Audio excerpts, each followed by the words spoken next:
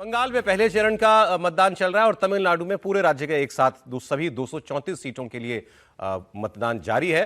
तमिलनाडु में मुकाबला डीएमके और एआईएडीएमके के बीच ही है हमेशा की तरह। स्टालिन जो चीफ मिनिस्टर है उनकी कुर्सी दांव पर है। अब वहां एक नए प्लेयर आ गए हैं, एक्टर थलपति विजय एक बड़े फैक्टर बन के उभर रहे हैं। ज्यादातर कई एक्सपर्ट्स का, तमिलनाडु की राजनीति को जानने वालों का, उनका मानना है कि इनके हिस्से कुछ अच्छा साइजेबल वोट आना चाहिए। एनडीए इस बार तमिलनाडु में जीत का अपना दावा कर रही है। एनडीए मतलब BJP, AIADMK plus other parties. Tamil Nadu में पोलिंग बूथ पर आज सुबह से अच्छी खासी कतारें दिख रही हैं लोगों की। अभी तक यहां भी 65% वोटिंग हो चुकी है।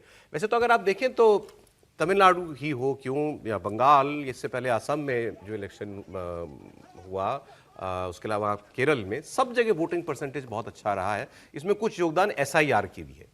लेकिन तमिलनाडु में सबसे ज्यादा वोटिंग हुई है तिरुपुर में और सबसे कम मतदान हुआ है नीलगिरी में।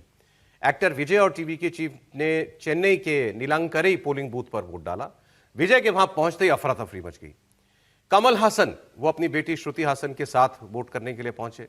एक्टर अजीत कुमार ने भी सुबह सुबह ही जाकर वोट कर दिया। सुपरस्टार रजनीकांत वो भी अपना वोट डाल चुके हैं, क्योंकि दिलचस्पी रहती है लोगों की ये स्टार्स निकले कि नहीं निकले। और तमिलनाडु में तो स्टार भी पहले स्टार, फिर सुपर स्टार, फिर मेगा स्टार, फिर गैलेक्सी स्टार भी होता है सर वहाँ पे। तो रजनीकांत जी मेगा तक गैलेक्सी, हाँ वो गैलेक्सी स्टार है। तो ये तस्वीरें आपने देख ली। कुछ लोगों से बात की हमारे सहयोगी टी राघवन ने वहां पर, देखते हैं उनका क्या मूड लग रहा है।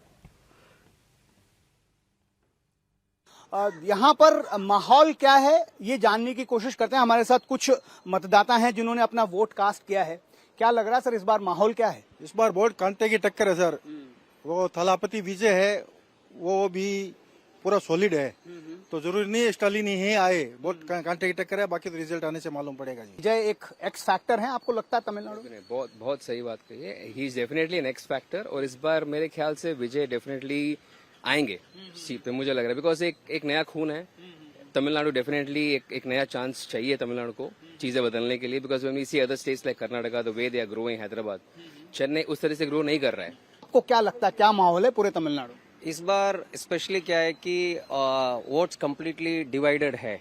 कोई पहले हर बार हम प्रेडिक्ट कर सकते थे प्रीवियसली हिस्टोरिकली कि एक बार डीएमके एक बार एडीएमके, बट इस बार ऐसा कोई गेम नहीं है। I feel all three parties have been equally, सबको जहां तक मैंने बात किया है इक्वली आ रहा है। तो Vijay will be power pack factor in this election. वो जिस तरफ जाएगा उस तरफ सरकार बनेगी। आप तो बुजुर्ग व्यक्ति हैं, आपको क्या लगता है विजय जैसे एक नए को आना चाहिए? कम से कम अदर पार्टी आना चाहिए। पहले डीएमके, उसके बाद में एआईडीएमके। ये बार हर बार यही 5 साल में अलग आते रहते हैं। बाकी इस बार विजय को आना चाहिए।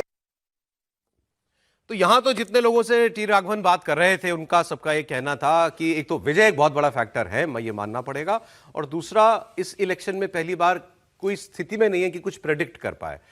सर, तमिलनाडु क्या वाकई इतना क्लोज कॉन्टेस्ट है या विजय की वजह से ये अभी सस्पेंस है? विजय की वजह से बहुत संभावना बन रही है सर। वहाँ पर जो हमारे कई मित्रों से मैंने तमिलनाडु में बात की पिछले दिनों, तो वो कह रहे हैं 10 से 15% वोट वो ले सकते हैं। और अगर विजय जोसेफ है, वो सुपरस्टार है, यदि वो ऐसा वोट ले आते हैं तो हंग असेंबली की तरफ भी तमिलनाडु बढ़ सकता है। दूसरा जो एआईडीएमके गठजोड़ की भी उम्मीद बन जाएगी।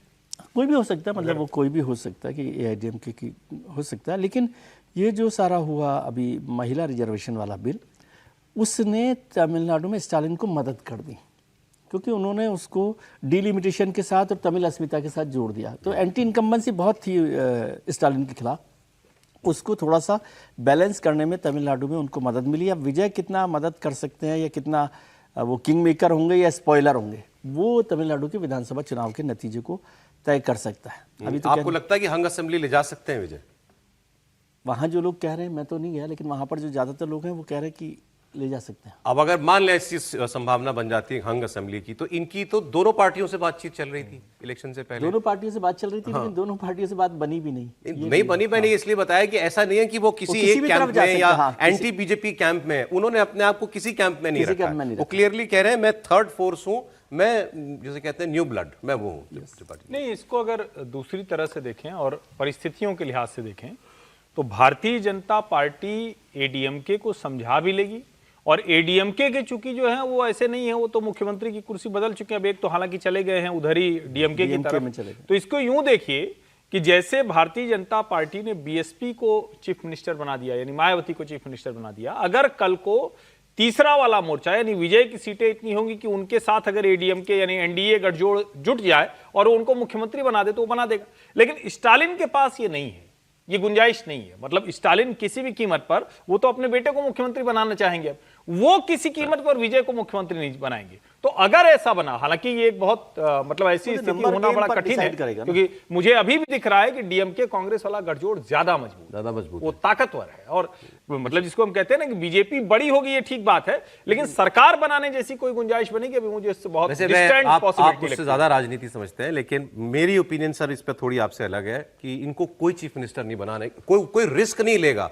वो आदमी सुपरस्टार है, उसके पास एक दूसरे किस्म का पुल है, उसको केवल काम से वोट की चिंता नहीं है कि मैं काम करूंगा तो वोट मिलेगा वाला मसला नहीं वो फेस इतना बड़ा है और उसको और बड़ा बना दिया जाएगा। उसके बाद तो फिर तुलना सबका एमजीआर से और उनसे जैसे होने लगेगी। जयललिता, एमजीआर, करुणानिधि सभी लोग हैं वहां पर। खैर, anyway, let's see।